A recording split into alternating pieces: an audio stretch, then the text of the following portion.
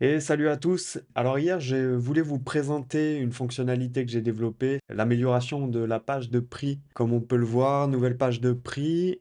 Je pourrais pas vous montrer malheureusement l'ancienne. Je vais retrouver les rushs. Ce que j'ai fait, c'est que je voulais filmer cette étape. Et malheureusement, le OBS a complètement planté. Et donc, j'en ai tiré aucune image de tout ça. Enfin bref.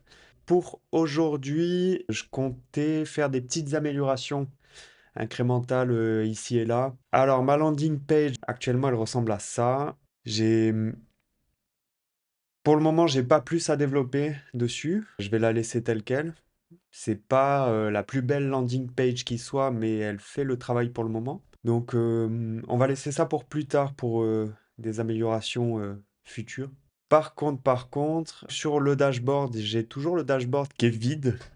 Il faudra que je vois pour faire quelque chose là-dessus.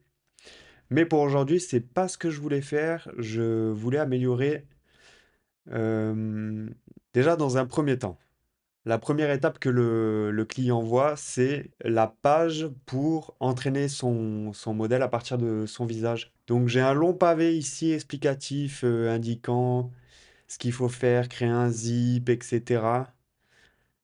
J'aimerais bien rendre cette étape plus simple, peut-être créer le zip de mon côté. La personne n'aurait qu'à charger une vingtaine, une trentaine d'images. Et moi, je m'occupe de créer le zip. Ça peut être une amélioration intéressante à faire. Ensuite, peut-être la rendre un peu plus claire avec quelques exemples. Il faudrait que j'aille voir ce que fait la concurrence là-dessus. Voilà, donc je vais commencer par ça. Et puis je vous tiens au courant de l'avancée. Hop, voilà, donc j'ai attaqué à le faire. On a ici, ça s'affiche pas correctement. Ça s'affiche trop grand. Bon, on a la possibilité de cropper, il faut que je fasse les réglages. Ok, voilà, et on peut cropper et l'image apparaîtra croppée ici. Mais j'ai quelques petits détails à parfaire. Peut-être soigner un peu plus l'affichage et ensuite on sera bon. Donc je vais m'y mettre et je vous mets en stand-by et je vous reprends quand ça sera fait. Donc je vous montre l'état du crop. Alors on peut sélectionner un paquet d'images. Donc voilà comment je l'affiche. Possibilité de supprimer, ça c'était déjà présent. J'affiche la taille de l'image ici en bas à droite. On a la possibilité d'ouvrir une dialogue, une modale qui nous permet de cropper l'image, très simplement, hein, voilà. On peut faire sa propre sélection. Hop, on crop. Et voilà, on a croppé notre image. Ensuite, bah, on n'a plus qu'à entraîner le modèle. Voilà, je pense que je vais en rester là. Je vais nettoyer un peu mon code et puis je vais pousser ça. Allez, à toutes. Par contre, je peux vous parler un peu du code. Faut que je trouve ce qui est intéressant à raconter. Alors, j'utilise Spark UI pour tous les composants d'interface, qui lui-même utilise Arc UI et qui lui-même utilise Panda CSS. Donc c'est pas du Tailwind, c'est du Panda CSS. Donc là, en l'occurrence, j'utilise leurs composants pour uploader les fichiers.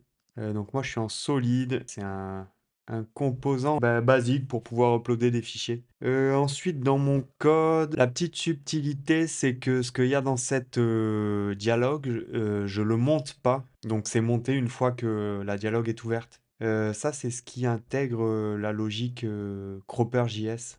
J'ai pas mis grand-chose en props pour le moment, uniquement ce dont j'avais besoin. Si plus tard j'ai besoin de rendre, je sais pas, la view mode ou quoi que ce soit configurable pour pouvoir réutiliser mon composant, je le ferai, mais en l'occurrence, là, j'en avais pas besoin.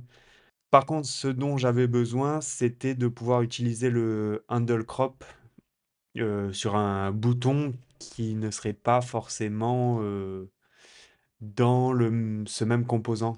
Donc, ce que je fais, c'est que j'entoure de cette logique-là, image cropper scope, mon bouton qui se trouve là, qui va pouvoir prendre le handle crop.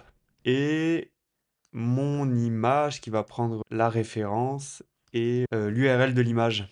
Et donc, cette dialogue, ensuite, je l'appelle dans ma page de création de modèle. Alors, où est-ce que je l'appelle? Toc, je l'appelle à l'endroit où je liste toutes les images qu'on a uploadées. Je l'appelle ici. Donc, pour chaque itération, j'appelle ma dialogue. Une dialogue par itération. On s'en fiche que ce soit lourd parce que dans tous les cas, comme je vous ai montré, la logique à l'intérieur de la dialogue est chargée au moment de l'ouverture de la dialogue. Voilà. Concernant l'ouverture de la dialogue, elle est gérée par un signal qui se trouve en haut de l'itération de chaque fichier accepté. Mais en tout cas, voilà, je vais me relire sur l'interface de GitHub. Je vais voir si j'ai fait des dingueries ou pas. Et ensuite, si c'est bon, je merge et ça part en prod, hein. Donc voilà.